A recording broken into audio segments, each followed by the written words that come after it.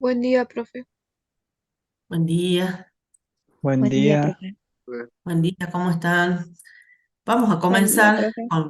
con lo que habíamos dicho ayer, ¿les parece? De la unidad 2.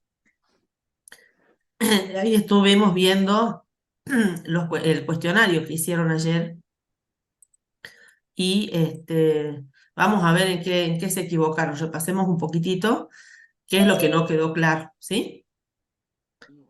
A ver, no, esto no es. A ver. Bueno, la primera pregunta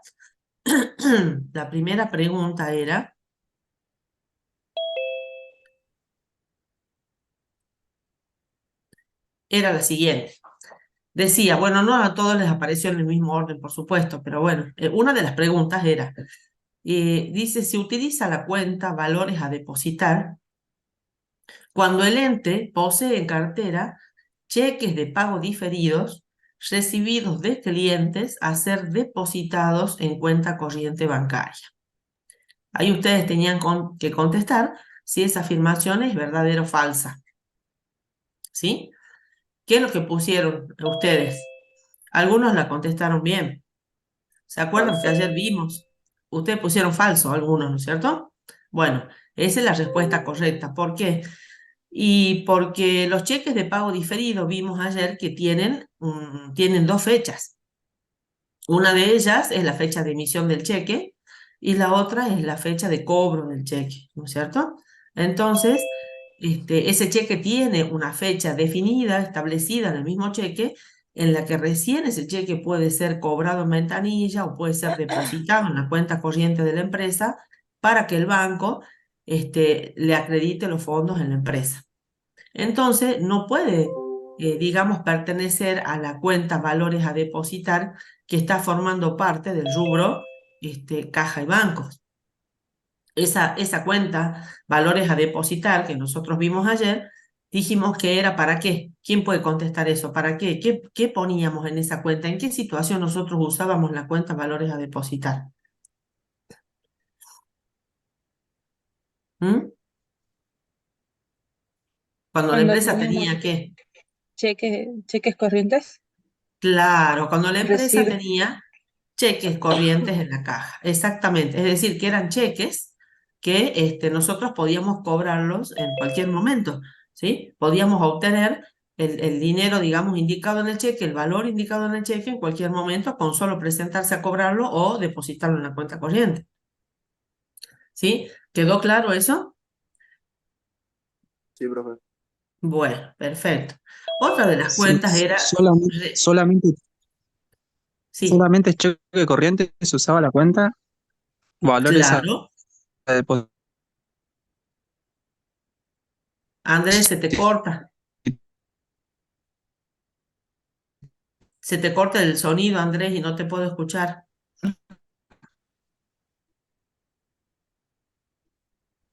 Si no fuera solamente los cheques estos corrientes, ¿qué otra cosa decís vos que se podría, para qué otra situación o con qué otro activo podríamos utilizar la cuenta valores a depositar? Si querés escribirlo en el chat, porque no sé qué le pasa a tu audio, no, a tu micrófono, no se escucha. Bueno, si lo podés escribir, mejor, ¿sí? ¿Alguno más quiere hacerle alguna pregunta referida a eso? ¿No? Bueno, vamos entonces a otra de las preguntas. Estaba relacionada con el fondo fijo, que también habíamos repasado, ¿se acuerdan? Entonces, decía la pregunta, el fondo fijo es un sistema que permite efectuar pagos menores en efectivo, que se encuentra a cargo de una persona que tiene la responsabilidad del uso de los fondos que le son asignados para concretar tales pagos. ¿Qué han contestado ahí? Verdadero. Verdadero, exacto, verdadero. ¿Por qué verdadero? Dijimos ayer que el fondo fijo obviamente tiene que tener un responsable a cargo, que es el que va a manejar esos fondos. Dijimos que se utilizaba solo para pagos menores. ¿Por qué? porque a los efectos de controlar la caja, el efectivo, el movimiento de efectivo en la empresa, lo que hacía la empresa, ¿qué era lo que hacía la empresa? A ver, ¿alguien me puede decir? ¿Alguien se acuerda? Como para explicarlo. ¿Por qué estaba la existencia del fondo fijo? ¿Qué pasaba con todo el efectivo que se recaudaba en la empresa? para realizar pagos menores. Claro, es para realizar pagos menores, pero ¿por qué existe el fondo fijo? ¿Qué pasa con toda la recaudación que tiene la empresa en un día, por ejemplo? La recaudación de efectivo estoy hablando, ¿no? ¿Qué pasaba con eso?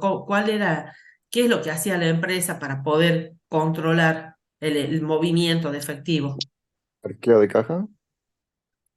No, el arqueo de caja se hace sí para controlar el efectivo, pero había una norma de control, ¿no es cierto?, de control interno que se llama, que la mayoría de las empresas la aplican. ¿Por qué? Porque es muy difícil controlar el movimiento de efectivo que hay en una empresa. Ustedes fíjense que a cargo de la caja de la empresa puede haber más de una persona. Depende la magnitud de la empresa, depende el tipo de actividad que hace la empresa. Ayer hemos hablado de que en un súper podían haber muchos cajeros y demás. Entonces, a efectos de controlar el movimiento de efectivo, ¿sí? Lo que hace la empresa es toda la recaudación de efectivo que tiene, ¿qué hace? La deposita en el banco, en la cuenta corriente bancaria, y solo deja el efectivo en la empresa que le hace falta para los pagos menores, como en el caso del fondo fijo, o también les había dicho yo de caja chica, porque muchas empresas usan un sistema de caja chica, que prácticamente es lo mismo, nada más que se llama de esa manera, ¿sí? Entonces, no hay dinero en efectivo en la empresa dando vueltas, salvo el que tiene el responsable del fondo fijo para hacer esos gastos menores, porque todo el resto del efectivo está depositado en la cuenta corriente bancaria, se deposita todos los días, ¿sí? ¿Se acuerdan de eso? Entonces, por eso dice acá que es un sistema que permite efectuar pagos menores en efectivo que se encuentra a cargo de una persona que tiene la responsabilidad del uso de los fondos que le son asignados para concretar tales pagos. Es así. Y también hay ustedes ahí en el chat están poniendo que cómo era que se emite un cheque. Exactamente, tanto cuando se constituye el fondo fijo como cuando hay que reponerlo, no se le entrega el efectivo al encargado del fondo fijo, se emite un cheque. Entonces, en la empresa queda la constancia, digamos, de que el monto de ese cheque es para la constitución del fondo fijo o para su reposición. ¿Sí? Bueno, ¿quedó claro eso, chicos? ¿O alguien quiere hacer alguna pregunta en relación a este tema? Profe, Sí. por ejemplo, claro, yo puse falso porque como decía que efectúa pagos menores en efectivo y como decía que era con cheque, yo me confundí y entonces pensé que solamente le efectuaban para los fondos fijos eran cheques, nada más le libraba Ah, y con no, eso no, pagaba. no. Claro. O Porque sea, a ver, los cheques los transforma, los pasa en efectivo, que no, él recibe claro, efectivo tal también, cual. porque no Claro. podría pagar una fotocopiadora con cheque o pago. Exactamente, tal cual, exactamente. Lo que se paga con cheque son los gastos mayores, otro tipo de erogaciones, ¿sí? Entonces, vos fíjate, si vos fueras la responsable del fondo fijo, lo que hace la empresa es darte el cheque. Suponete, si están manejando un fondo fijo, no sé, cualquier ejemplo te doy, de 20.000 pesos, ¿sí? Entonces, vos vas, cobras ese cheque en la caja, de la caja del banco, y tenés esos 20.000 pesos que vos vas a disponer. ¿Qué es lo que vas a pagar con esos 20.000 pesos? Que son pagos menores que necesita la empresa todos los días, ¿sí? Hacer gastos menores. Pero cuando vos te gastas los 20.000 pesos, suponete que te gastes 15.000 y ya llega el momento de la reposición de ese fondo fijo, porque no podés seguir ya con tan poco dinero porque no te va a alcanzar. Entonces te tienen que reponer lo que gastaste. O sea, ¿qué te tiene que dar la empresa? Otro cheque, vos tenés que hacer la rendición, ¿no es cierto? Con la planilla de fondo fijo, con los comprobantes, te controlan eso y te reponen los 15.000 pesos que gastaste y volvés a tener los 20.000. Esa reposición dijimos también que se hace, esas son normas que la fija la empresa, no todos hacen lo mismo, trabajan de la misma manera. Algunos dirán, bueno, vamos a calcular un monto de fondo fijo que alcance para un periodo de un mes, pónganle. Entonces la reposición va a ser cada mes, todos los fines de mes o un día fijo de cada mes, ¿sí? Otros dirán, no, va a ser cada 15 días. Prefiero que haya menos dinero en la empresa y la reposición se haga cada 15 días. Y otros dirán, por ejemplo, no, cada vez que el fondo fijo tenga un saldo de 5.000 pesos, ahí vamos a reponer, ¿sí? Esas son distintas alternativas que existen para manejar el fondo fijo. ¿Se entendió? Entonces, Sí, el profe. cheque es solamente a los efectos de la constitución del fondo fijo y de la reposición, nada más. Todo lo demás se maneja con pagos en efectivo. El encargado del fondo fijo lo que maneja es efectivo. ¿Sí? ¿Quedó claro, chicos? Sí, profe. Bien. Profe, Sí. ¿y el asiento era fondo fijo a Banco X y cuenta corriente para la reposición? Claro, de la cuenta corriente que tiene la empresa, con la cual está emitiendo el cheque. Suponete que la empresa tenga cuenta corriente abierta en el Banco Macro, entonces el asiento va a ser fondo fijo a Banco Macro cuenta corriente. ¿Sí? ¿Cuál era el documento respaldatorio de eso? Era la constitución de plazo. ¿Cuál sería? ¿Cuál ¿Cuál sería sería el documento? respaldatorio de eso, de ese La asiento? documentación respaldatoria de ese asiento de constitución de plazo fijo y bueno, la emisión del cheque y el encargado del fondo fijo va a tener que firmar un recibo, porque la empresa seguro va a emitir un recibo que él va a tener que firmar diciendo que recibió de la empresa ese cheque por un valor de tantos pesos para afectarlo al manejo del fondo fijo. ¿Sí? Sí, profe. Muy bien. Ahora, otra de las preguntas era una pregunta del tipo de emparejamiento, donde se decía, para los siguientes conceptos, indique si integran o no integran el rubro caja y bancos. Entonces, ustedes tenían que analizar cada uno de ellos y decir que sí integraba o que no integraba caja y bancos. Y para eso, ¿qué teníamos que hacer? Analizar estos conceptos, como le digo, y recordar cuáles eran las características y el concepto del rubro de caja y bancos, para ver si estos conceptos que nosotros le estábamos dando, podíamos clasificarlo, digamos, como caja y bancos, es decir, a ver, ¿de qué activo se trata este? ¿Es un activo que yo lo voy a poder clasificar como que pertenece al rubro caja y banco o pertenece a otro rubro? Ese era el análisis que había que hacer. Entonces, uno de esos conceptos eran dólares recibidos por servicios prestados. ¿Qué entienden por eso? Ahí tenemos que leer bien. Dólares recibidos por servicios prestados. Quiere decir que la empresa en algún momento recibió dólares, ¿sí? Por servicios que prestó. O sea, es una empresa, evidentemente en este caso, dedicada a la prestación de algún servicio. No, no es una empresa comercial ni es una empresa industrial, es una empresa que presta un servicio X. Y alguien, algún cliente, le pagó con dólares, entonces por eso tiene dólares en la caja, dólares recibidos por servicios prestados. ¿Esos dólares integran el rubro caja y banco, sí o no? Sí, Y sí, Sí. porque dijimos que en el rubro caja y banco era el efectivo tanto en moneda nacional como en moneda extranjera. Entonces sí. ¿Sí? Bien, otro concepto decía, giro bancario recibido de un cliente del interior.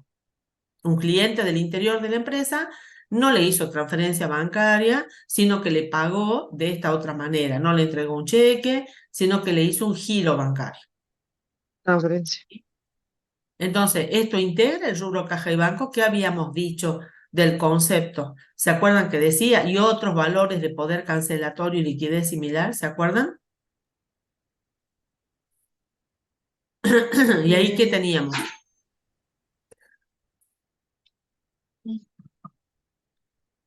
¿Qué dicen, chicos? ¿Integra o no integra el rubro caja y bancos? Se integra, profe. sí. ¿Sí? Bueno, ¿y qué condición habíamos dicho que tenían que tener los giros? Porque había giros de distinto tipo. Los giros postales y a la vista. Giros postales o bancarios de cualquiera de los dos, pero ¿con qué condición? Recién lo dijeron. Tenían que ser, recién lo dijeron, no sé quién fue la que habló porque no estoy viendo, estoy mirando yo la pregunta. A la vista. A la vista, esa es la condición para que formen parte del rubro caja y bancos. Muy bien, Daniela. Tiene que ser un giro a la vista. Si no, no forma parte de caja y banco. O sea, acuérdense que una de las características es que estos elementos, digamos, del activo, tienen que tener disponibilidad inmediata, tienen que ser efectivo o transformarse de manera inmediata en efectivo o equivalente de efectivo. ¿Sí? Entonces ahí la respuesta era no integra caja y bancos. ¿Sí? Ahora veamos, billetes y monedas de curso legal. ¿Qué significa eso? Una empresa tiene billetes y monedas de curso legal. Son los billetes y monedas que se usan actualmente. Los de curso legal son los pesos que estamos usando ahora. ¿Eso integra el rubro caja y banco? Sí, Perfecto, sí integra el rubro caja y banco. Es lo que dijimos, moneda, o sea, efectivo en moneda nacional. Es eso, moneda de curso legal, es lo mismo, ¿sí? Cheques corrientes en caja de la empresa, ¿integran el rubro caja y banco? Lo hablamos recién a eso.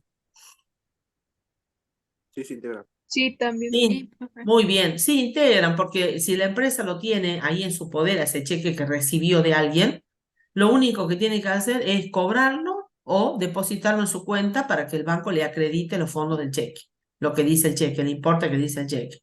Entonces, como es un cheque corriente, no hay ningún impedimento para que lo cobre ya si quiere, ¿sí? Entonces sí integra, muy bien. Y el último era préstamos en efectivo al personal. La empresa efectuó préstamos en efectivo al personal. ¿Qué contestaron ahí? que no, Sí. No integra. ¿Que sí o que no? No estoy escuchando. No. que no. No, no. Muy bien. ¿Qué más? ¿Quién dice sí? ¿Alguien que dice sí? Y bueno, no integra caja y banco. ¿Por qué? Porque es dinero que salió de la empresa para hacerle un préstamo a un empleado. Por eso dice préstamos en efectivo al personal. Esto forma parte de otro rubro, ¿no? De caja y bancos. ¿Se entiende? Esa era la respuesta correcta para esta pregunta. Bueno, esas eran las únicas preguntitas que había en este cuestionario, ¿sí? Bien. ¿Les ha quedado duda con respecto a la otra actividad que hemos hecho de la Padlet?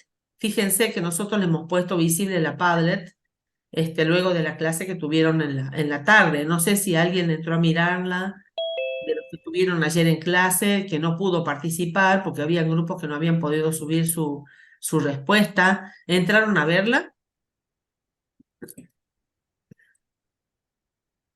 Para ver qué es lo que habían contestado otros grupos. ¿No entraron a verla?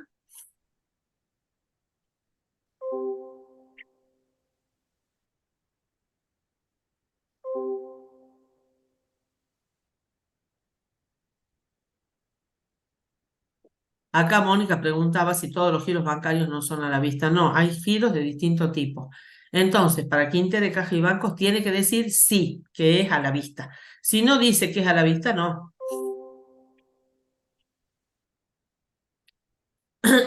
Acá hay una pregunta que dice, profe, una pregunta, ¿qué pasa cuando por esas casualidades se equivoca en el número de CBU de una empresa o número de cuenta y hace una transferencia errónea?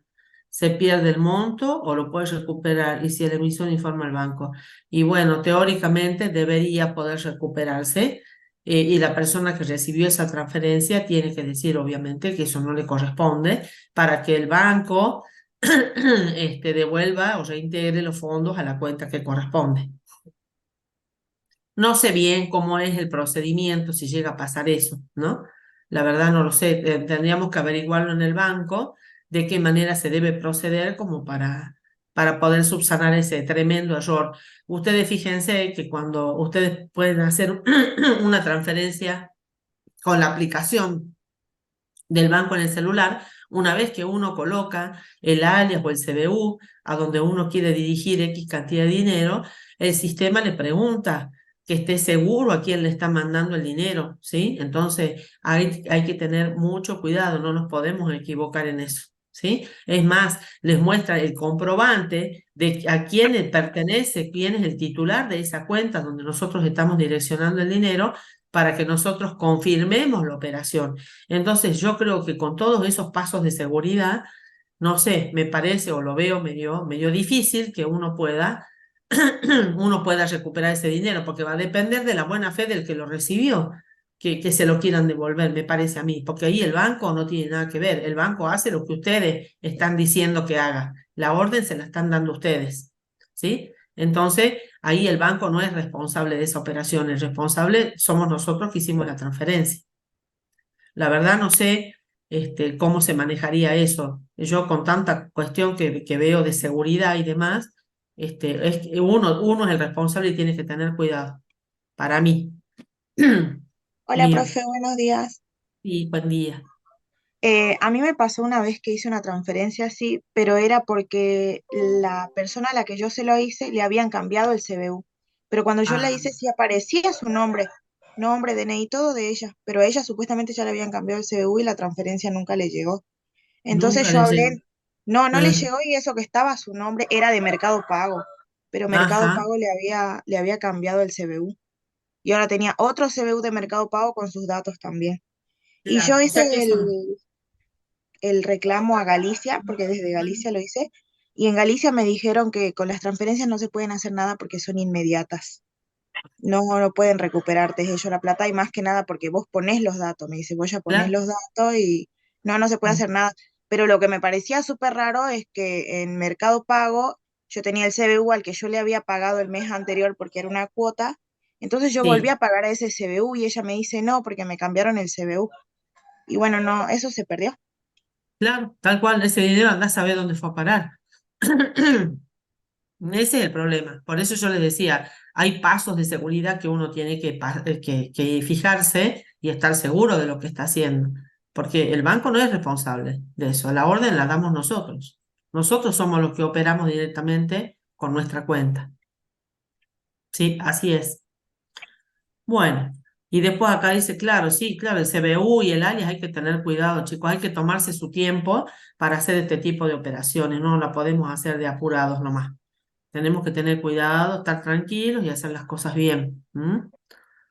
Bueno, esto tiene sus ventajas, pero también tiene sus desventajas, como todo. Entonces, tenemos que tener cuidado. Muy bien, listo. Entonces le estaba preguntando, gracias por tu comentario, Guadalupe, viene muy bien saberlo, así que presten atención los demás. Estaba comentando de la Padlet, no sé, ¿la vieron, no la vieron? Cuéntenme algo, díganme algo, si alguien la vio, entró a mirar, no tuvo tiempo. ¿Quieren que se la dejemos abierta unos días más para que ustedes tengan tiempo de analizarla y de resolver esa consigna que está ahí en la Padlet? ¿Sí? Bueno, Sí, Profe, profe. ¿en el sí. cuestionario se puede ver la revisión o ya se eliminó el cuestionario? No, el cuestionario ya se cierra. Una vez que se cierra ya no lo podemos ver. Por eso yo les he leído con mucho detenimiento las preguntitas para que ustedes se acuerden, las analicen, ¿sí? Y las puedan ir respondiendo si es que no lo pudieron hacer al cuestionario. ¿Mm? No sé, yo he visto que hay muchos, hay como 72 alumnos que han respondido el cuestionario ayer. Ahora hay otros tantos que quizás no lo han podido hacer.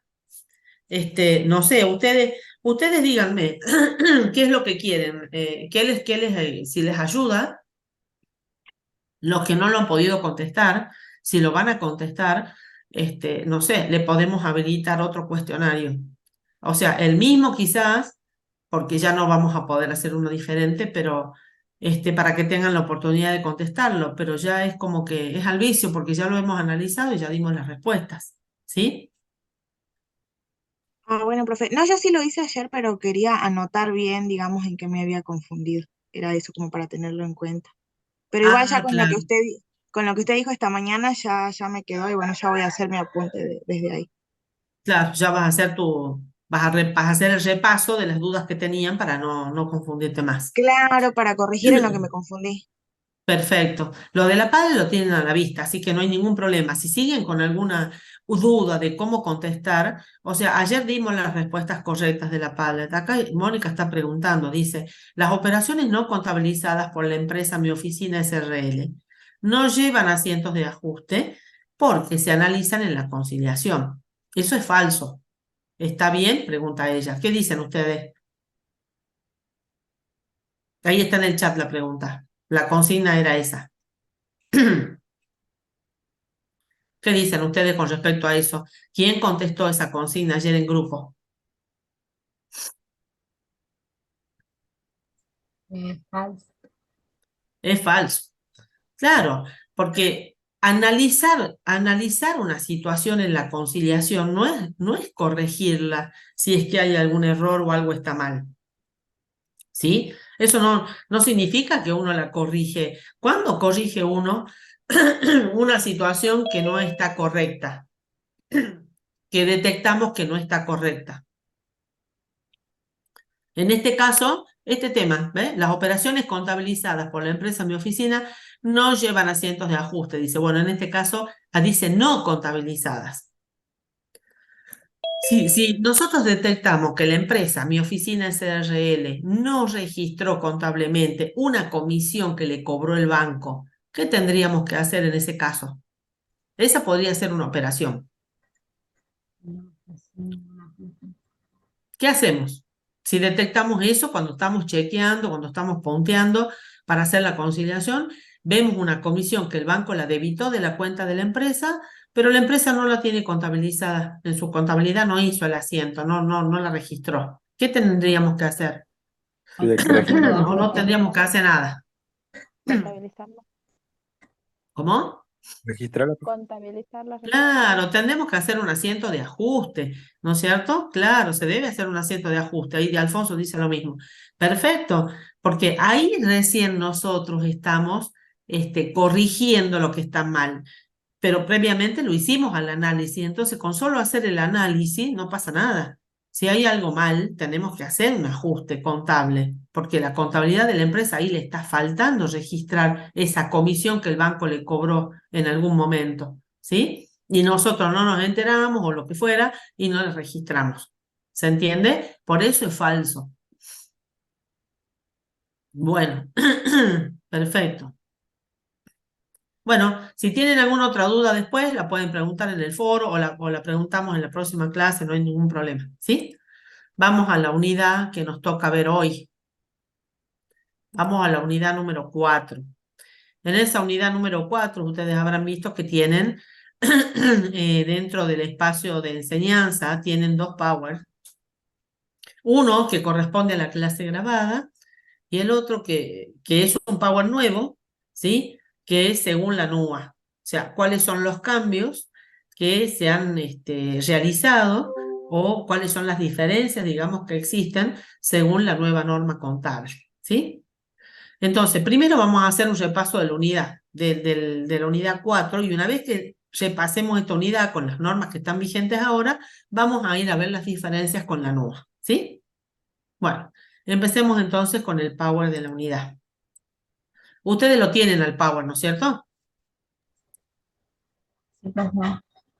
Sí, profe. Bueno, me van siguiendo con el power.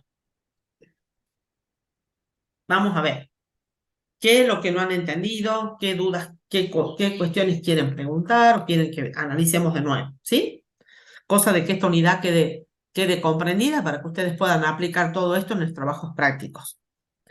Bueno, lo primero y lo más importante de todo es saber definir o conceptualizar los créditos. ¿Sí?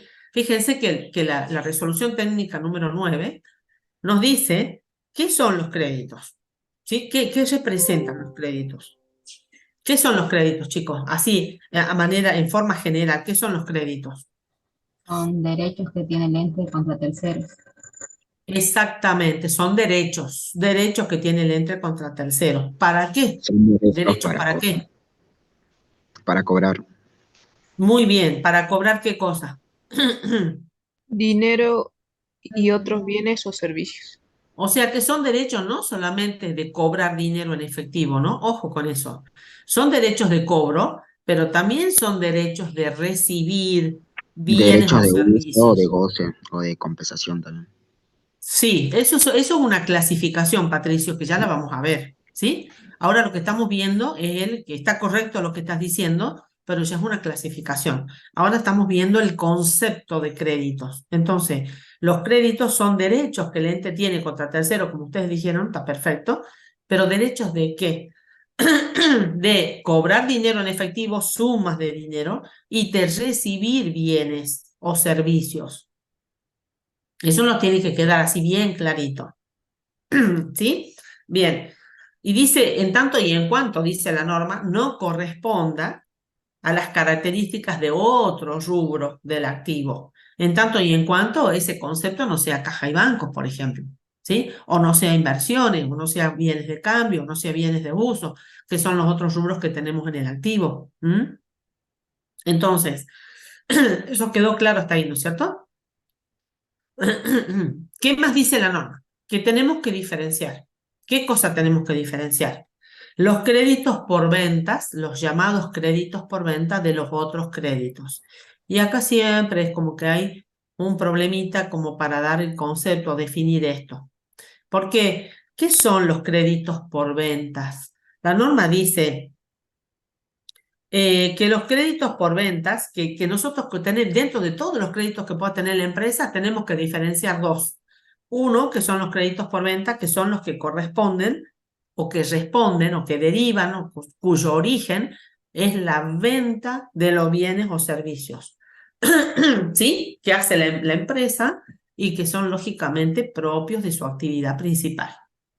¿Se entendió eso? Es decir, que los créditos por venta son aquellos que provienen únicamente de la venta de bienes o la prestación de servicios, según sea el tipo de empresa. Si es una empresa comercial, va a provenir de la venta de las mercaderías, ¿sí? Esas son la venta de bienes. Y si es una empresa que presta servicio de limpieza, por ejemplo, va a provenir los créditos por venta de la prestación de los servicios de limpieza que esa empresa haga a sus clientes. ¿Se entendió eso? Sí, profe. ¿Sí? Sí. Bueno. Y después, ¿cuáles serán los otros créditos? Los demás. Todos los otros que no tengan ese origen van a ser clasificados como otros créditos. O sea, cuando nosotros definimos los créditos por ventas, no está bueno decir que son los que corresponden a la actividad habitual de la empresa, porque ahí no estamos definiendo lo que son créditos por ventas, ¿sí? ¿Por qué? Porque dentro de la actividad habitual de la empresa no solamente está la venta de bienes o servicios, hay otras operaciones, ¿sí?, que hace la empresa que corresponden a la actividad habitual y no son créditos por venta. Por eso hay que tener cuidado cuando uno da el concepto de créditos por ventas. Bueno, quedó entendido eso, ¿no? Luego viene una clasificación, ¿no es cierto?, de los créditos, que según su origen, ahí volvemos al concepto, digamos, de los créditos, se clasifican justamente en créditos por venta y otros créditos. Ahora, según su conversión en dinero efectivo, ¿cómo se clasifican los créditos por ventas? Corrientes y no corrientes. Corrientes y no corrientes. Ayer repasamos cuando un activo es corriente y cuando es no corriente, ¿no es cierto? Eso lo tienen en claro, ¿no? Inclusive ahí tienen un dibujito en el Power para que sea más comprensible el tema y ustedes lo puedan ubicar mejor.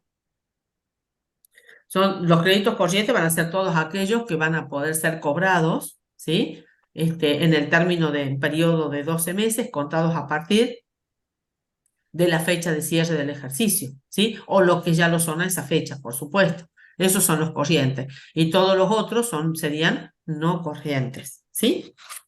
Muy bien. Otra clasificación es en función a la moneda en que se conceden los créditos. Ahí podemos tener también créditos en moneda nacional, créditos en moneda extranjera, ¿sí? Si tenemos créditos en moneda extranjera, lo vamos a tener que convertir al tipo de cambio que corresponda del momento en que la empresa hace la operación, ¿sí? que es la que le da origen a ese crédito, y bueno, y por ese valor o por ese monto convertido al tipo de cambio lo vamos a registrar en pesos al crédito, ¿sí? En nuestra contabilidad. Bien, y también tenemos otra clasificación, dice, por su naturaleza pueden ser créditos con garantía o sin garantía. Ya vamos a analizar después las garantías. Hay garantías que son personales, hay garantías que son reales. Depende cómo es la garantía, la garantía con que se garantiza, digamos, un determinado crédito va a ser el tipo de garantía. Bueno, con respecto a los créditos por ventas, ¿qué podemos encontrar ahí? ¿Cuáles serían los componentes de esos créditos por ventas? ¿Sí? Fíjense que estamos hablando de componentes, ¿no? Por ahí los componentes pueden coincidir o no con el nombre de las cuentas que nosotros vamos a usar, que ustedes, algunas de las cuales ustedes ya conocen, otras van a ser nuevas, pero pueden o no coincidir. O sea, cuando hablamos de componentes no hay problema cómo lo denominamos, pero cuando hablamos de cuenta tenemos que tener cuidado qué denominación le estamos dando a la cuenta, ¿sí? Entonces, podemos tener la empresa, ¿de dónde? O sea, cuando hay créditos por venta, quiere decir que la empresa está vendiendo a plazo, ¿sí? Que está dando plazo a sus clientes en este tipo de operaciones. Y hay distintas formas digamos, de instrumentar una operación a plazos, una operación de venta a plazos. Por ejemplo, una de esas puede ser en cuenta corriente, ¿sí? Vender en cuenta corriente. ¿Qué significa vender en cuenta corriente? ¿Quién puede explicar eso? Se vende Una como venta de fiado palabras sin documentar. o sin documentar. ¿Cómo? ¿Cómo, chicos? A ver, Una hablaron los dos venta, al mismo tiempo, se me una venta de cruzaron palabras sin documentar, profe. sin documentar. ¿Quién más dijo algo? ¿Malena? ¿Fuiste vos? Sí, lo mismo que dijo mi compañero hace rato. Ah, bueno, perfecto, está muy bien. A ver, los créditos estos en cuenta corriente, ¿cómo es la operación en cuenta corriente? ¿Qué característica tiene? Que no está documentado, dicen ustedes. ¿Sí? ¿A qué se refieren cuando dicen no están documentados? A ver, me voy a cerciorar que lo hayan entendido. Dice acá, sin operación realizada, sin documentar, solo de palabra, dice acá Daniel.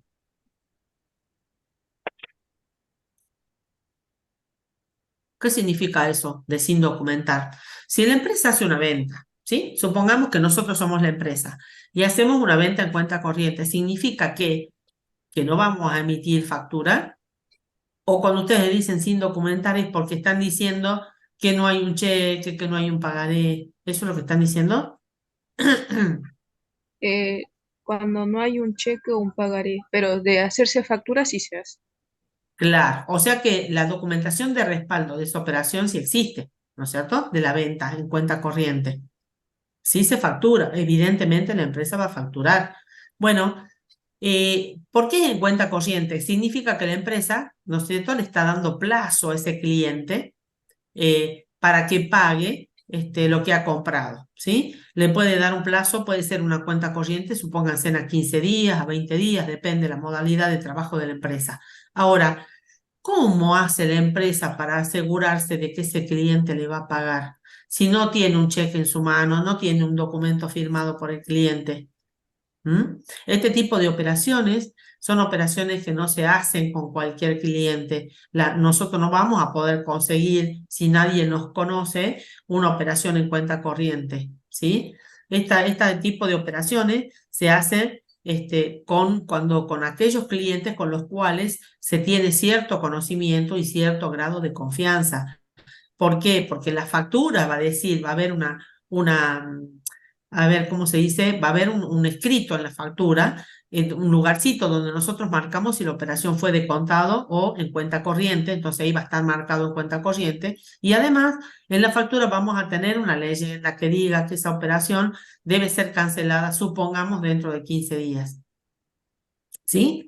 Entonces, ahí está, digamos, las condiciones de la venta establecidas en la factura. Y el cliente lo que va a tener que hacer la empresa va a emitir el documento, le va a dar el original al cliente y se queda con el duplicado de la factura, ¿no es cierto? Entonces, ese cliente lo que va a tener que hacer es firmar la factura, va a tener que conformar la factura. Conformar quiere decir lo mismo que firmar. La empresa, el empresario, el dueño, el vendedor, lo que le va a decir al cliente es, bueno, venga y ponga su firma en esta factura.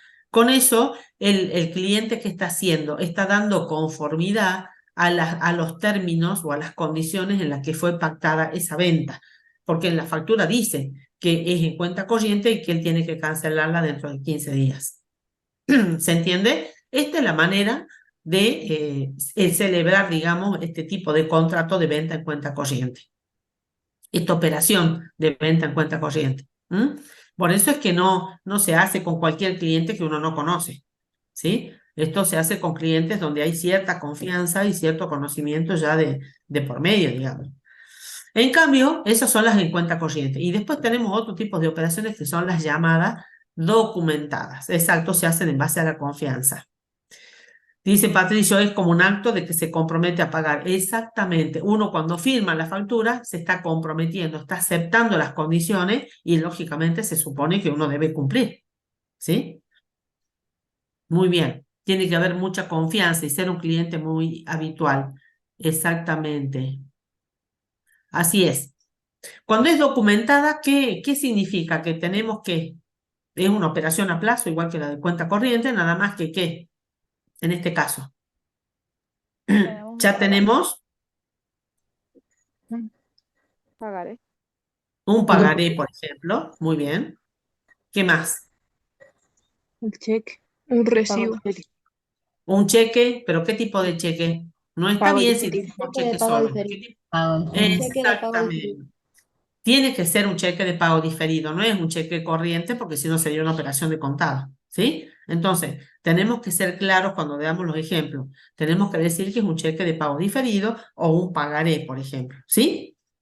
Bueno, y en este tipo de operaciones a plazo, lógicamente que intervienen intereses, hay intereses. ¿Por qué? Porque la empresa está otorgando un plazo, ¿no es cierto?, para que el cliente pague. Entonces, ese plazo, esa financiación que la empresa le está dando al cliente, lógicamente va a cobrar intereses por ese periodo de tiempo. ¿Sí? Bueno, ahora, estos intereses van a estar lógicamente incluidos en el pagaré y en el monto del cheque, ¿sí? Porque nosotros como clientes tenemos que saber cuánto es el total de la operación a plazo, digamos, cuánto es lo que tenemos que pagar. Es tantos pesos de mercaderías que compré, más tantos pesos de intereses que me va a cobrar el empresario, el dueño de la empresa. ¿Por qué? Porque me está dando plazo para pagar, ¿sí? Bien. Ahora, ¿qué componentes tenemos dentro de los créditos por venta? De acuerdo a todo este tipo de operaciones van a aparecer muchas cuentas o situaciones diferentes que nos van a permitir, las cuentas nos van a permitir registrar este tipo de operaciones diferentes, de operaciones a plazo, ¿sí? La más común, ¿cuál sería cuando vendemos en cuenta corriente? ¿Cuál es la cuenta que vamos a usar para reflejar esta venta en cuenta corriente? Deudores ¿Cómo por se venta. llama? Deudores por venta. Es por venta. Deudores por ventas. Muy bien, esa es la cuenta que vamos a usar en este caso. Ahora, cuando nosotros hacemos una venta, ¿sí? Donde ya es documentada, ¿qué cuentas vamos a usar? Documentos a cobrar.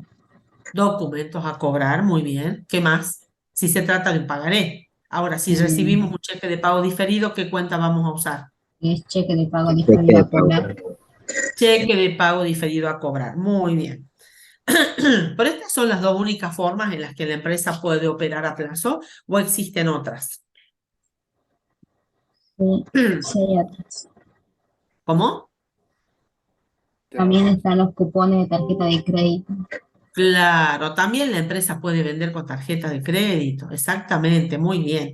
Esa operatoria de vender con tarjeta de crédito tiene una situación muy especial, digamos, que ustedes la deben haber analizado porque ahí en el Power hay un ejemplito, ¿no es cierto? Ustedes saben que la empresa tiene que celebrar un convenio con la emisora, digamos, de las administradoras de las tarjetas. ¿sí? Para poder operar con tarjetas de crédito. Y la empresa va a tener que pagar una comisión por realizar operaciones con tarjetas de crédito, por supuesto. Y puede vender en cuotas o puede vender en un solo pago, ¿sí? Tiene alternativas para realizar esas operaciones.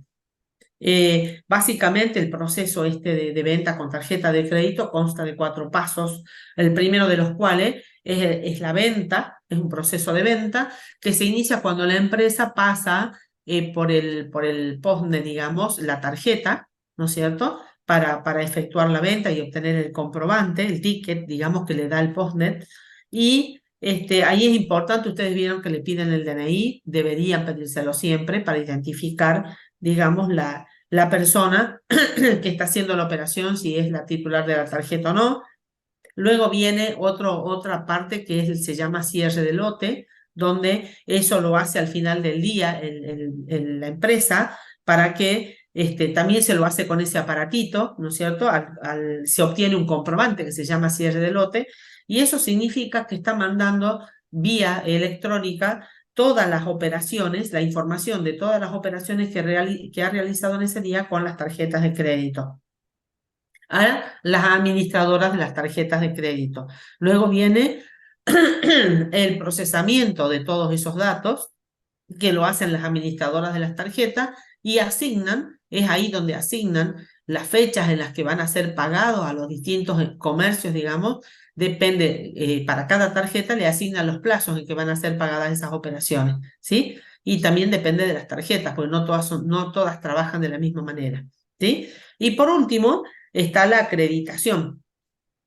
La acreditación de lo que se ha vendido con tarjeta. Y ahí, en ese paso, digamos, lo que se hace es una liquidación, la liquidación de la tarjeta, donde se pone el detalle de todas las operaciones que se han realizado con tarjeta, ¿sí? Se determina ese monto total vendido con tarjeta y también se detallan todas los descuentos que, digamos, estas administradoras de tarjetas van a hacer, en concepto de que de la comisión por usar la tarjeta, del IVA de la comisión, de los impuestos que deben ser retenidos de acuerdo a las distintas leyes impositivas, que puede ser el IVA, ganancias o ingresos brutos, ¿sí? Todo ese detalle va a estar en esa liquidación, que es la que nos va a servir a nosotros de base para hacer la registración contable, ¿sí? Una liquidación de la tarjeta, en base a eso, cuando nosotros vamos a corroborar, lógicamente, con esa liquidación, si dice que nosotros hemos vendido tantos pesos, nos han retenido tantos pesos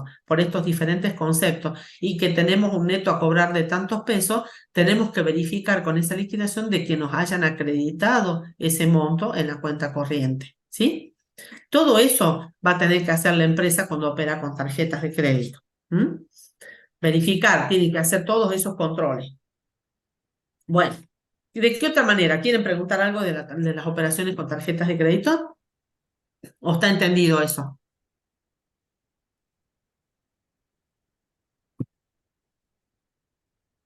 ¿Vamos bien hasta ahí?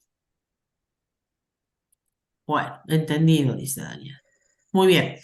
Otro tipo de operaciones que pueden hacer las empresas son con las mutuales, ¿sí?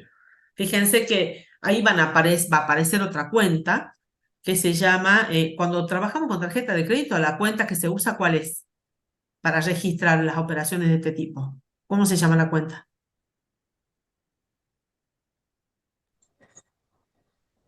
Sería cupones, tarjeta de crédito, mi cliente. Exactamente, cupones, tarjeta de crédito y vamos a individualizar la tarjeta, ¿no es cierto? Mastercard, Visa, su crédito, no sé qué otras tarjetas hay, muchas tarjetas. Muy bien. Ahora, cuando operamos con una mutual, porque la empresa puede celebrar un convenio con alguna mutual, ¿sí? Una mutual que es una asociación sin fines de lucro que se crea ¿para qué? Para otorgar beneficios a sus asociados, ¿sí? Entonces, estas mutuales lo que hacen es celebrar convenios con las distintas casas de comercio a efectos de que le otorguen facilidades de pago a sus asociados, o que si no le otorgan facilidades de pago en las compras, por lo menos les hacen descuentos especiales en los productos que compran, ¿sí? Entonces, ¿cómo es el sistema para vender con la mutual? acá vamos a tener lo que se llama, acá hay un documento especial que se llama orden de compra, ¿sí? Esa orden de compra la emite la mutual y se la da al asociado, ¿sí? Y en esa orden de compra va a figurar cuánto es el monto que la mutual le autoriza a ese asociado a comprar, por cuánto va a comprar. Y también le dice con qué cantidad de cuotas puede comprar, ¿sí? Y se emite en doble ejemplar. Entonces, esa orden de compra, el asociado va al comercio, ¿no es cierto? Con la orden de compra, se la presenta y elige qué es lo que va a comprar. El original queda en la casa de comercio, ¿sí? Y el duplicado va a la mutual, ¿sí? Se lo tiene que presentar luego de que hace la compra en la mutual. Entonces, de esa manera, digamos, las casas de comercio deben pagar también, obviamente, un porcentaje a la mutual de todas esas operaciones, ¿sí? Y el compromiso que asume la mutual es de descontarle de los haberes de sus asociados las cuotas de la operación que hicieron. Es decir, hicieron una compra en 3 cuotas, bueno, esas cuotas de las descuentan de su sueldo. Y eso lo hace directamente la mutual. Entonces, con eso le asegura al comercio de que va a cobrar, digamos, ¿sí? Lo que ha vendido. ¿Se entiende? Esa es la manera de operar. Y la cuenta que vamos a usar para registrar este tipo de operaciones se llama órdenes de compras a cobrar. Esa es la cuenta. Ahí va a aparecer órdenes de compras a cobrar. Bien. Ahora, dentro del rubro, créditos por ventas, también vamos a encontrar otras cuentas. ¿Qué pasa cuando, por ejemplo, un cliente en cuenta corriente se demora en hacer el pago? Habíamos puesto el ejemplo de la factura para pagar a 15 días en cuenta corriente. ¿Qué pasa si llegan los 15 días y ese deudor no cumple y no hace efectivo el pago de su compra? Ese deudor por ventas, ¿va a seguir siendo un deudor por ventas? Era Pasa a un ser deudor deudor por moroso. venta moroso. Claro, Deudor se por va a venta moroso. transformar en un deudor moroso. Muy bien. Ahí vamos a tener que hacer un asiento, ¿no es cierto? Y que diga deudores morosos a deudores por ventas. ¿Sí? Claro, se transforma en moroso. Muy bien. Ahora, ¿qué pasa si ese deudor moroso se lo intima? Por ejemplo, la empresa lo va a intimar, le va a decir, mira, me estás debiendo tantos pesos, me tenés que pagar esto más tanto de interés por los días de mora que tiene. Le va a volver a cobrar intereses por los días de mora, ¿sí? Bueno, supongamos que el deudor le dice, mira, ¿sabes qué? No te puedo pagar, me vas a tener que dar más plazo porque me es imposible pagarte. Entonces le reclama, pero bueno, el deudor no paga. Entonces la empresa tiene 2 alternativas para poder tratar de cobrar, digamos. Y puede decir, por ejemplo, al abogado de la empresa, mira, este deudor no me paga hace 30 días, por favor inicia las gestiones para que le podamos cobrar, ¿sí? Ahora, puede ser, ahí me están poniendo en el chat, deudor en gestión judicial, ¿sí? Bueno, antes de llegar a la instancia judicial, existe otra instancia que es la extrajudicial, ¿sí? Porque yo no de una voy a ir a hacer un juicio, porque a lo mejor me va a salir más caro hacer el juicio que cobrar lo que me debe el deudor. Eso también depende, ¿sí? Tenemos que ver cuánto es lo que me debe y si vale la pena iniciar un juicio y qué probabilidades tiene la empresa de ganar ese juicio y de cobrar ese crédito, ¿sí? Y fíjense que se trata de un deudor en cuenta corriente. Yo no tengo un cheque para ejecutar, no tengo un pagaré, ¿sí? Es un crédito que se lo di por la confianza que le tengo, pero bueno, qué sé yo, sería lo último, digamos, el juicio, si es que corresponde. Bueno, eso se los va a decir el abogado a la empresa, si es viable o no es viable, si vale la pena o no. Entonces, tenemos la instancia extrajudicial. ¿Qué significa la instancia extrajudicial? ¿Alguien sabe? ¿Qué es lo que hace el abogado en ese caso? Hay una intimación, por favor. ¿Cómo? Alguien Una habló, pero no se intimación. escuchó nada. Una intimación.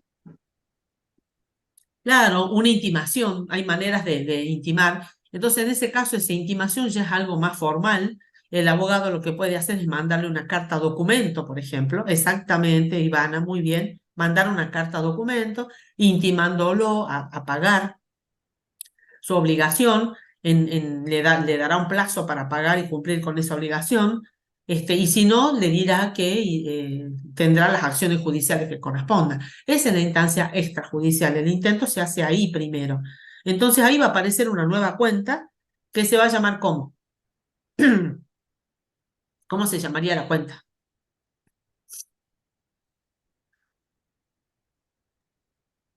Deudores Extrajudicial. en gestión extrajudicial. Muy bien. Y si vemos que no da resultado y el abogado dice, no, esto lo podemos cobrar en un juicio, ya pasaríamos a la otra instancia, que es la judicial, justamente, donde la cuenta que vamos a usar, ¿cuál sería? Deudores en gestión judicial. Deudores en gestión judicial. Muy bien, Jazmín, exactamente. Muy bien. Ahora, ¿qué pasa con los documentos a cobrar? Nosotros tenemos un pagaré que el del cliente lo tenía que pagar ahora, por ejemplo, y no lo paga, no levanta el documento.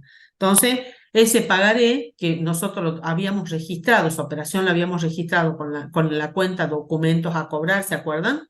Cuando hicimos la venta, documentos a cobrar, y si está moroso, ya vamos a tener que hacer de nuevo un asiento, ¿sí?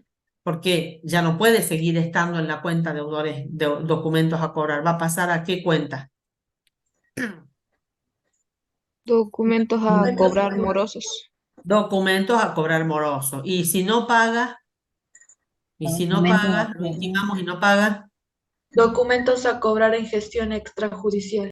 documentos a cobrar en gestión extrajudicial. Y la última instancia sería la cuenta Documentos a cobrar. Documentos a cobrar en gestión judicial. en gestión judicial. Exactamente, muy bien. Y lo mismo si tenemos cheques de pago diferido a cobrar, ¿no es cierto? Cheques de pago diferido a cobrar. Bueno, ahí se supone que, ¿cómo se opera con el cheque de pago diferido a cobrar? ¿Qué pasa si el cliente que nos dio un cheque de pago diferido, ¿sí? Nosotros lo presentamos lo depositamos en nuestra cuenta corriente, la empresa lo deposita para cobrar, ¿y qué pasa en ese caso? Si el banco no nos acredita el importe de la cuenta porque nos dice que ese cheque no tiene fondo.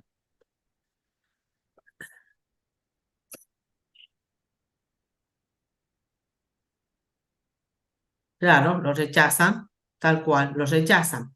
Entonces, ahí pueden haber dos alternativas. Si el cliente tiene un convenio con el banco de que el banco le va a pagar ese cheque a pesar de que él no tenga dinero en la cuenta, eso se llama una autorización para girar en descubierto. ¿Se acuerdan cuando vimos el banco? Ahí vieron ese tema. Entonces el banco, cuando hay un contrato firmado con el cliente de girar en descubierto, hasta X monto, por supuesto, el banco en ese caso le va a pagar el cheque igual, por más que no tenga fondos, ¿sí? Pero es como que el banco le está haciendo un préstamo al cliente para cubrir ese cheque. Y el cliente luego va a tener que pagarle al banco lo que el banco le ha prestado para cubrir ese cheque. Ahora, esta operación de girar en descubierto, digamos, es muy onerosa. ¿Por qué? Porque el banco le va a cobrar intereses de giro en descubierto al cliente y esos son los intereses más caros que hay. ¿Sí? Exacto, le cobra una comisión, más los intereses que son muy altos los intereses. Entonces, mientras más días pase y el cliente no deposite en el banco el importe del cheque, va a tener que hacerse cargo de muchos intereses, ¿sí? Entonces, si pasa eso, la empresa igual va a cobrar el cheque. Ahora, si ese cliente no tiene convenio con el banco para girar en descubierto, ahí va a pasar lo que dijeron ustedes de que van a rechazar el cheque, ¿sí? Muy bien. Bueno, luego vemos las cuentas regularizadoras. ¿Por qué se llaman cuentas regularizadoras? También vamos a encontrar cuentas regularizadoras dentro del rubro créditos. ¿Por qué se llaman así?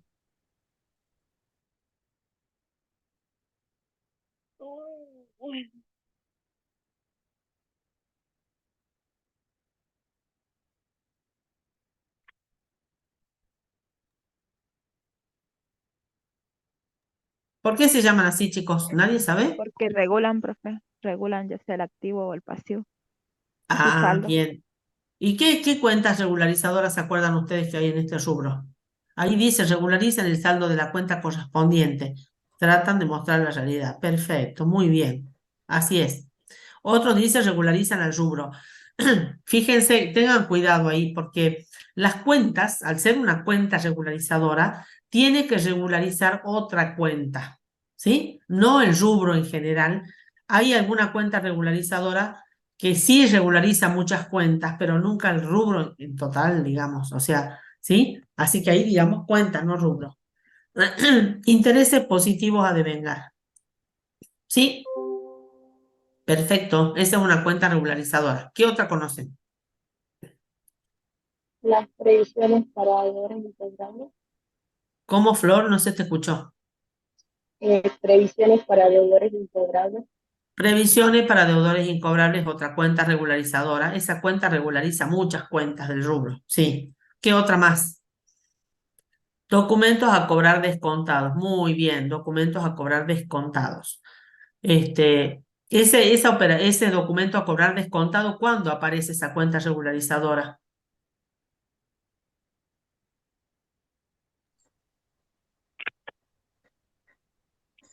¿En qué situación Cuando, aparece? cuando la empresa cobra el documento antes de lo que tenía previsto. Cuando la empresa, ¿cómo es? Cuando cobra el documento antes.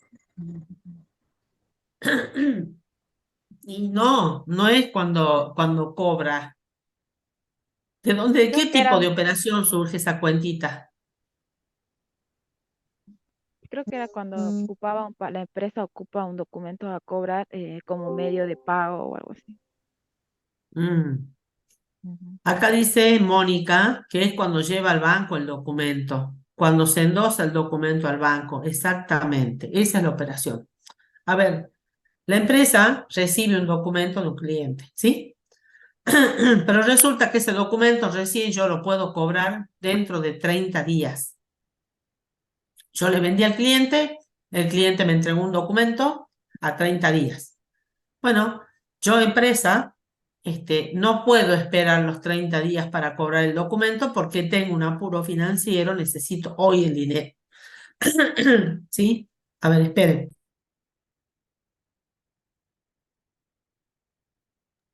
Necesito hoy el dinero. ¿Y qué hago entonces? Lo que decía Mónica, llevo el documento al banco, tengo una forma de poder cobrar ese documento hoy. Entonces, hago una operación con el banco, de descuento se llama, del documento. Entrego el pagaré al banco, lo endoso al pagaré a favor del banco, ¿sí? Y lo que hace el banco es adelantarme el monto del documento. Me lo va a depositar en mi cuenta corriente, obviamente, ¿sí?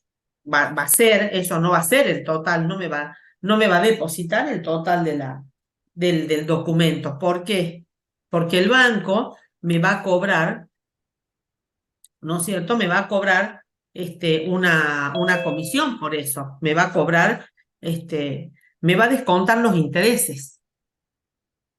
Me va a descontar los intereses, porque el que se va a quedar esperando los 30 días para cobrar ese documento es el banco, ¿sí? El banco a mí me va a dar el dinero hoy, pero entonces no me va a dar el total del documento, porque ese documento tiene incluidos los intereses por 30 días. Entonces lo que el banco va a hacer es descontarme esos intereses, ¿sí? Porque yo estoy cobrando hoy, entonces no los tengo por qué cobrar a esos intereses.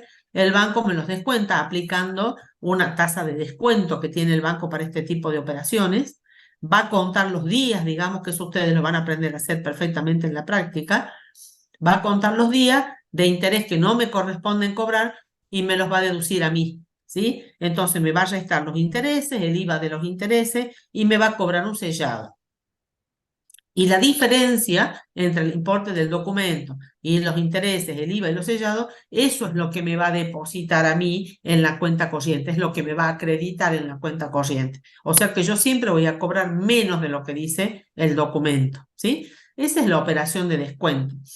Ahora, ¿por qué uso yo entonces una cuenta de regularizadora? Porque yo cuando endoso el documento al banco, no hago lo siguiente, digo banco XX, cuenta corriente, que es cuando el banco me acredita el dinero, debito a la cuenta intereses perdidos, la cuenta IVA crédito fiscal, la cuenta sellado. ¿Y por qué yo no acredito de una la cuenta documentos a cobrar? Si yo ya se lo endosé al banco, ¿por qué no acredito a la cuenta? Y en vez de acreditar la cuenta documentos a cobrar, tengo que usar una cuenta regularizadora que se llama documentos a cobrar descontados. ¿Por qué? ¿Alguien sabe por qué?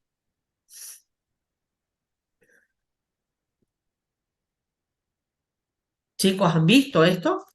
Que no va a cobrar la totalidad. No, no es porque no va a cobrar la totalidad, porque el banco ya me acreditó la diferencia. ¿Por qué? ¿Por qué yo tengo que usar esa cuenta? ¿Qué está reflejando esa cuenta documentos a cobrar el descontado? ¿Qué me está diciendo a mí esa cuenta? Acá dice Maximiliano. Maximiliano dice, porque hay que esperar que perdón, porque ese documento todavía no se canceló.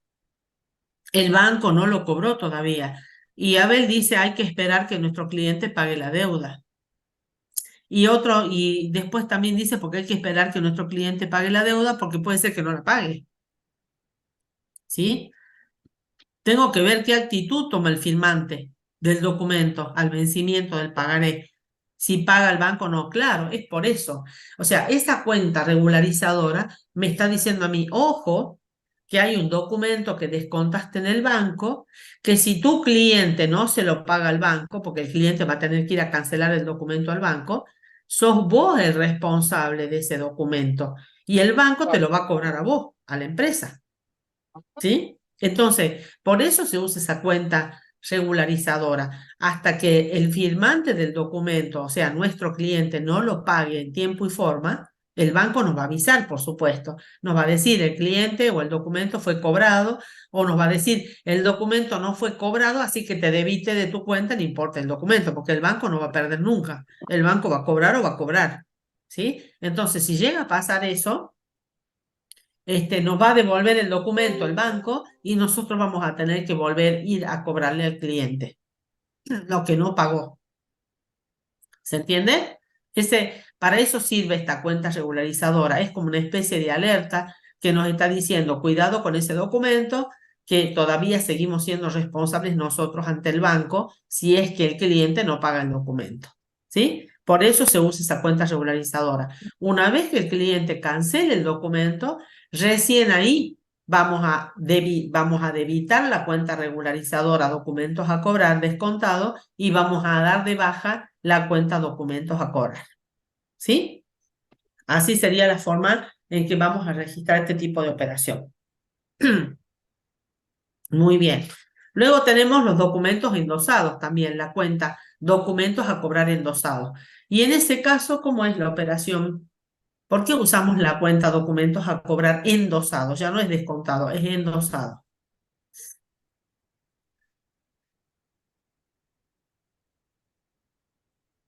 ¿Mm?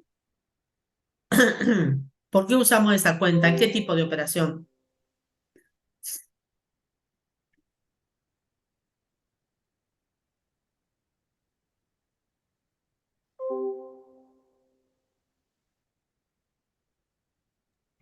Puede ser cuando pagamos con un pagaré que nos dieron a nosotros como empresa y se lo pagamos a otro proveedor.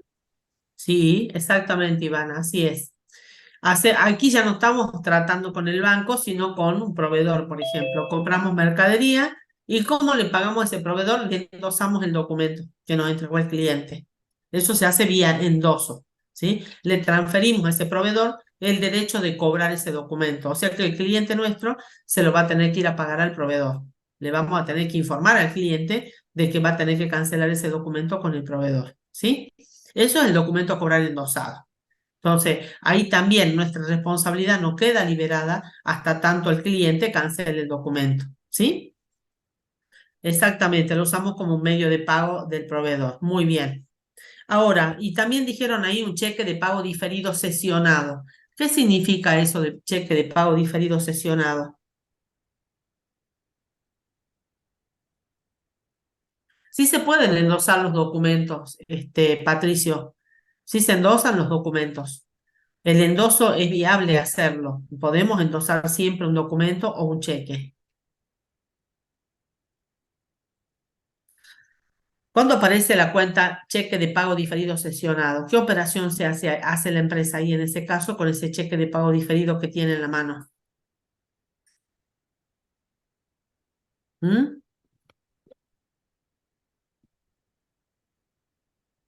¿Con quién hace la operación cuando hablamos de cesión de cheque?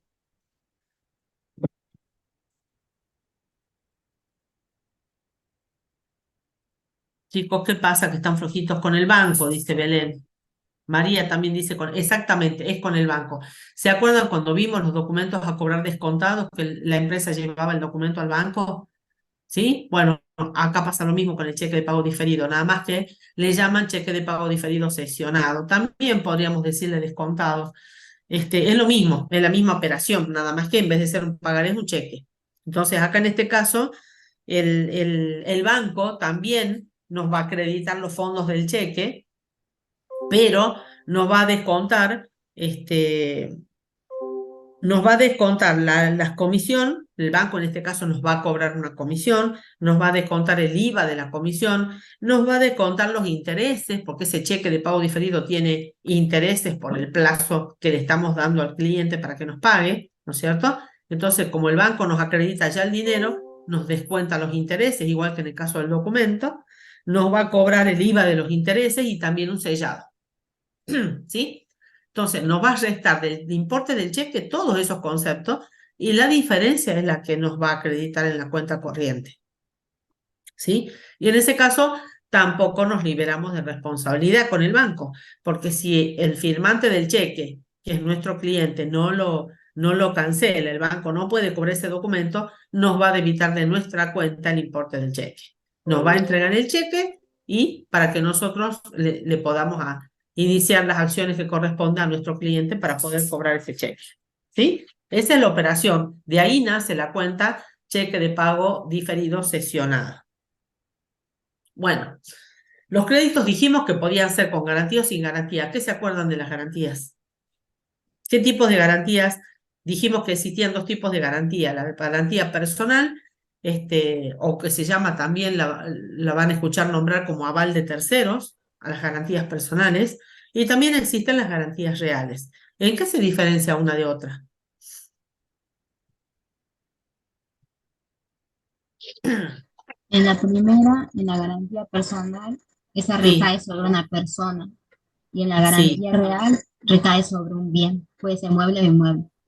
Perfecto. Cuando recae sobre un bien inmueble, ¿cómo se llama esa garantía? Una En garantía el mundo me pasó el hipotecaria. presupuesto. Me dijo 50.000. Garantía, perdón, no Hipotecaria. pude escuchar, había un micrófono abierto. ¿Cómo se llama la garantía cuando recae sobre un inmueble? Hipotecaria. Hipotecaria. ¿Y cuando recae sobre un bien mueble? Prendaria. Se llama prendaria. Muy bien, prendaria, exactamente. Perdón, antes de pasar a este tema, a mí me está preguntando, profe, ¿y las previsiones? Ya las mencionaron a las previsiones para deudores incobrables. Esa previsión va a surgir, ¿no es cierto? La empresa, perdón, no hemos comentado eso, la empresa, o sea, va a determinar esa previsión, la tiene que calcular, para eso existen diferentes métodos para determinar el monto de la previsión. Entonces, la empresa lo que va a tener que hacer es hacer un análisis de todas las cuentas que tiene en el rubro de créditos por venta y fijarse si hay algún cliente, digamos, dentro de las diferentes cuentas que no tengamos la posibilidad de que ese crédito se cobre, ¿sí? En otros casos se utiliza, esa es una de las formas de determinar la previsión, haciendo un análisis, digamos, exhaustivo y de uno por una de las cuentas de cada uno de los clientes. Y otra forma de calcular la previsión es ya aplicando métodos objetivos, que son métodos matemáticos, basados en cálculos matemáticos, que es lo que ustedes van a hacer en un práctico. Van a aprender a determinar el monto de la previsión con esos métodos matemáticos. ¿Sí? Bueno, y la previsión cuando nace, nosotros la determinamos para ser usada en el ejercicio siguiente. Es decir, en cada cierre de ejercicio, la empresa va a tener que calcular la previsión, estimar la previsión, ¿sí? Para futuros posibles créditos incobrables. Entonces, cuando nosotros estimamos la previsión, vamos a hacer un asiento para constituir esa previsión, ¿sí? Y en ese asiento intervienen dos cuentas. ¿Cómo es el asiento que vamos a hacer cuando constituimos una previsión? ¿Qué cuenta vamos a debitar?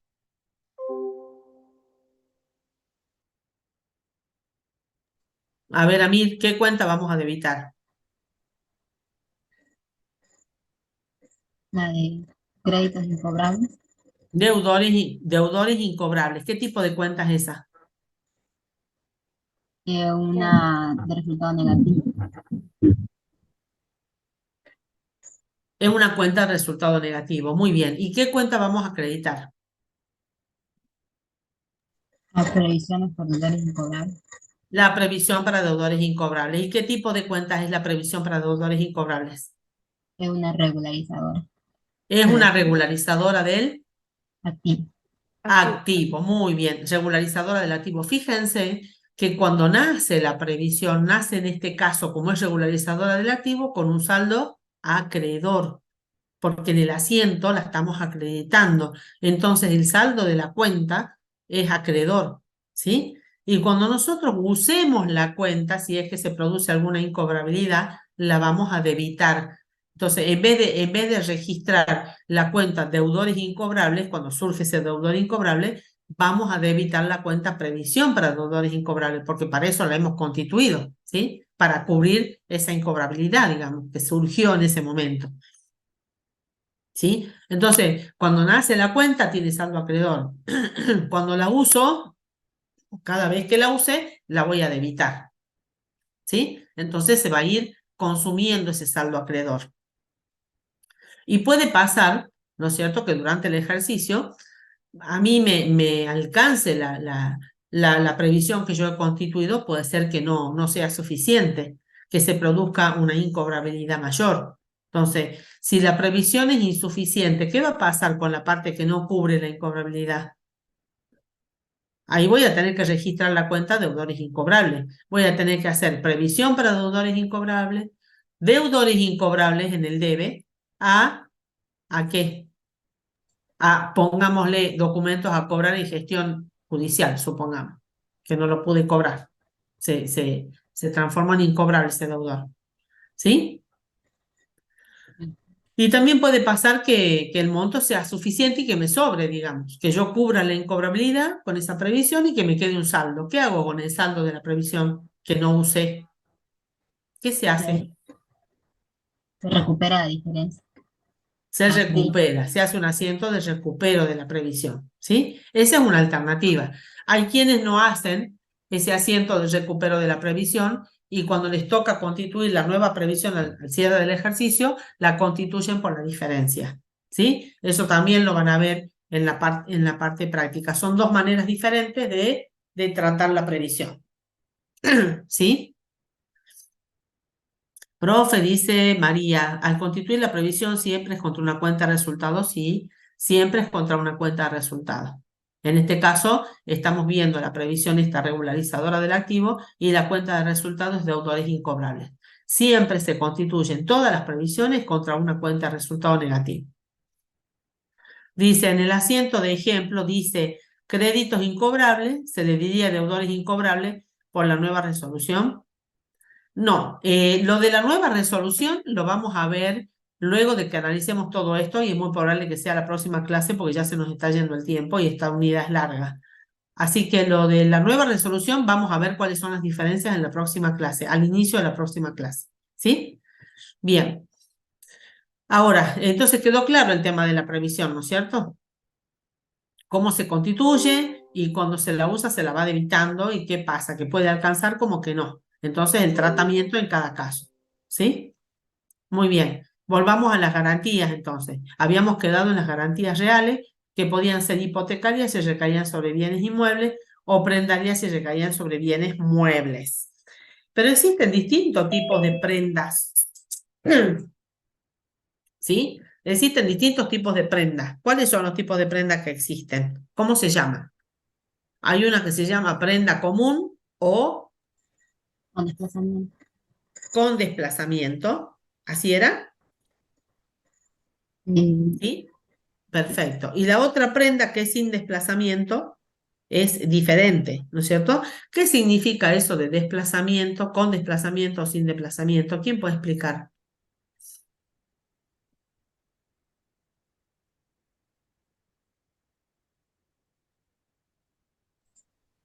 Cuando es sin desplazamiento, el mueble va a quedar en poder del deudor. Muy bien, muy bien. ¿Y por qué pasa eso, Florencia? ¿Por qué pasa eso de que quede en poder del deudor? ¿Qué características tiene esta prenda? Es un bien registrable. Porque es un bien registrable. Muy bien. Se puede tratar, por ejemplo, De un rodado. por ejemplo, de bien registrable, ¿qué sería? Un rodado podría ser. Un rodado, muy bien, se prenda un rodado. Y ese rodado, esa prenda se va a inscribir en el registro de propiedad del automotor. Ahí va a figurar de que ese rodado está en garantía de una obligación prendaria, ¿no es cierto?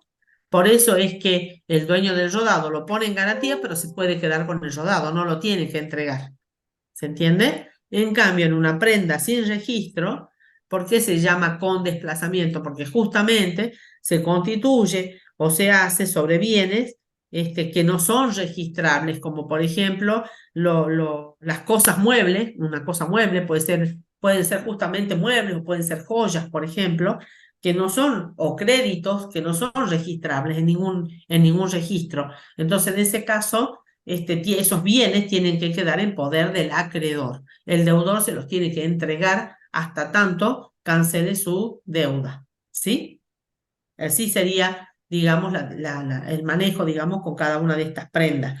Y dentro de las prendas estas, sin desplazamiento, tenemos también distintos tipos de prenda. Tenemos, por ejemplo, la que se llama prenda fija y la prenda flotante. La prenda fija es la que se hace sobre cosas muebles, como por ejemplo, dijimos recién, los rodados. Puede ser que se trate de una maquinaria agrícola, por ejemplo, o pueden ser los semovientes, animales. También se constituyen prenda sobre los animales, ¿sí? En la actividad ganadera, por ejemplo. Esa sería una prenda fija. Y la prenda flotante, ¿sobre qué se constituye la prenda flotante?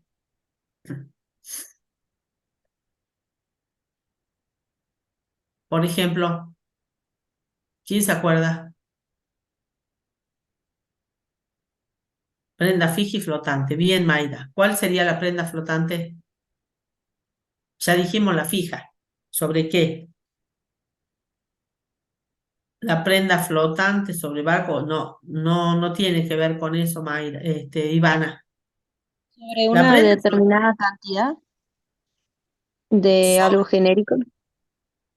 Sí, ahí está diciendo Mayra, mercaderías en materia prima. Claro, muy bien.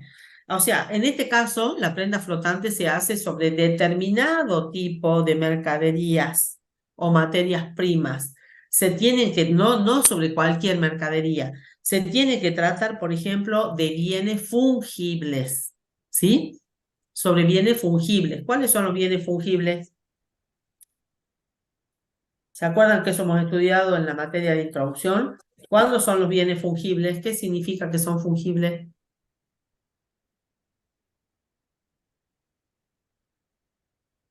Que se pueden reemplazar unos por otros. Por ejemplo, ejemplo de un bien fungible.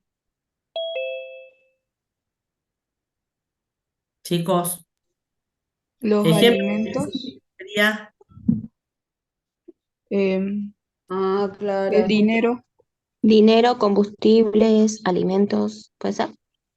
Sí, por ejemplo, ¿qué alimentos? A ver, o sea, podría ser, por ejemplo, el azúcar, ¿sí? Yo puedo poner en prenda una X cantidad de bolsas de azúcar, una X cantidad de bolsas de cereales, por ejemplo, ¿sí? De trigo, de avena, de lo que sea, digamos, son cereales, ¿sí? Esos son los bienes fungibles. No puedo poner una prenda flotante sobre un bien que sea muy particular, muy específico, porque no da lo mismo uno que otro. ¿Se entiende? En cambio, el azúcar es azúcar, ¿sí?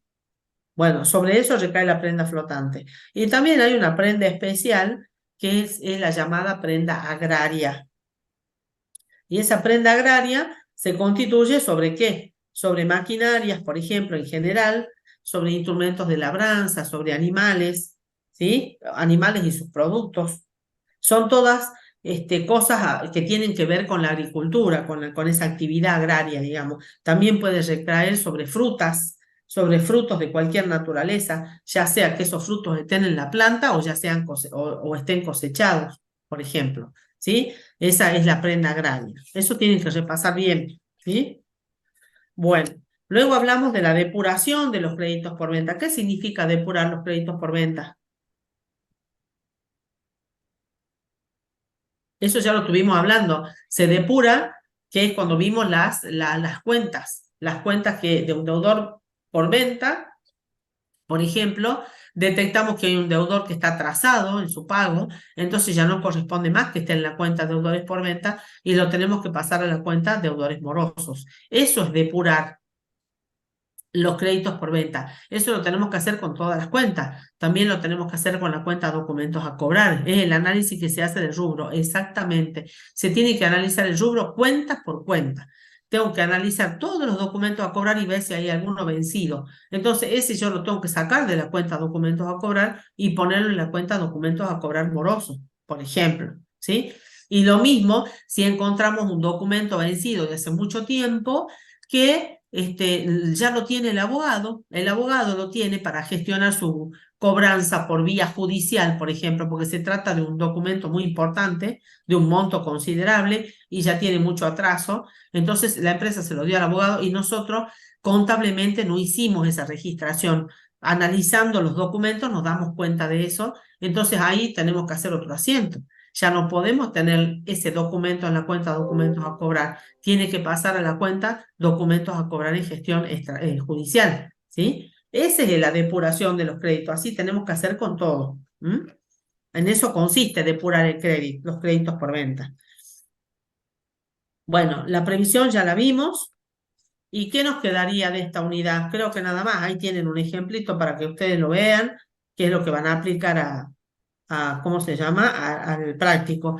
Y nos quedarían los otros créditos, que es el otro rubro. Acá terminamos con créditos por venta y nos quedarían los otros créditos. ¿Qué podemos encontrar en los otros créditos? Ahí podemos encontrar varias cosas, ¿sí? Tenemos, en los otros créditos viene la clasificación que habían dicho al principio, de los derechos de cobro, de los derechos de uso o goce y de los derechos de compensación. En los derechos de cobro, ¿sí? Ya lo vamos a subir, ahora lo vamos a poner visible porque ya terminamos con la unidad 2, a los prácticos. Los derechos de cobro, ahí vamos a encontrar, por ejemplo, que nos debe algún deudor por algún motivo que no sea la venta de bienes. Entonces es un otro crédito, digamos, en este caso. Podemos tener accionistas que todavía no han hecho, no han integrado en su totalidad el compromiso que hicieron cuando suscribieron las acciones, ¿sí? Podemos tener dividendos a cobrar si la empresa realizó inversiones y tiene dividendos a cobrar que les corresponde por esa inversión que hizo en acciones, ¿sí? Esos serían derechos de cobro. Derechos de uso o goce, ahí ya lo tenemos que relacionar con gastos pagados por adelantado. Ahí van a ir todos los gastos pagados por adelantado. Por ejemplo, los alquileres que la empresa haya pagado por adelantado. Eso le da derecho a usar del alquiler que pagó por otros meses en forma adelantada, ¿sí? Ese es un derecho de uso goce. Los seguros que la empresa pueda haber pagado por adelantado también está el derecho de uso o goce, en este caso, de un servicio, que es la cobertura del seguro, ¿sí? U otros gastos que la empresa puede hacer en forma adelantada, como gastos de limpieza, compras de librería, lo que fuera, ¿sí? Pero la particularidad es que son gastos pagados por adelantado en general. Y los derechos de compensación son, por ejemplo, los créditos tributarios, de origen tributario.